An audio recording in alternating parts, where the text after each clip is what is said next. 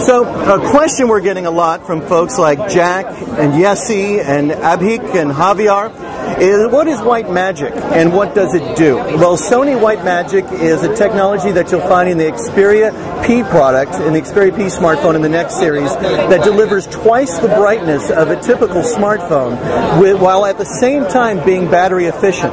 And the way that it's battery efficient is that it has a sensor and an algorithm that when you change your environment, if I'm outdoors, it's going to kick up to maximum brightness. When I'm indoors, it's going to adjust to the various lighting situations without killing your battery.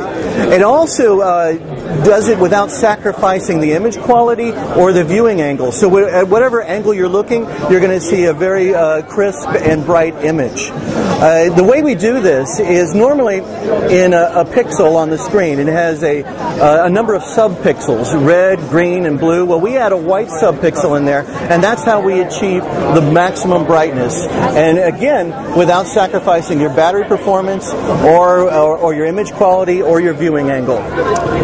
The next question we have, if I can scroll down here on my tablet, is all about 3D, the 3D panorama capture capability, and how does that work?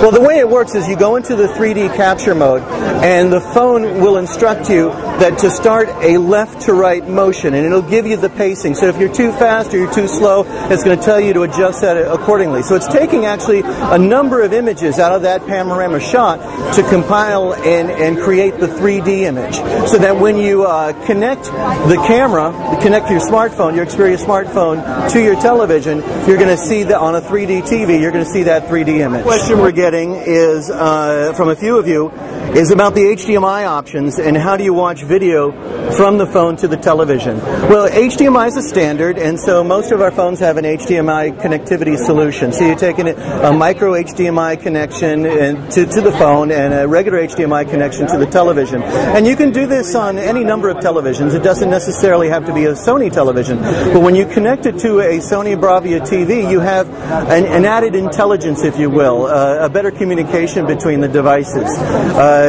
called Bravia Sync. With the remote control, I'm going to be able to fully control my phone with my Bravia remote control. So with the music player, for example, using the music and the media player control functions on the remote control, I can press play and pause and go back and forward tracks right from the remote control. I can control the entire UI of my phone actually from the remote control, going into my Android screen, my Android notification screen. Regardless of whatever application I'm in, I can press a button and open up options for that particular application.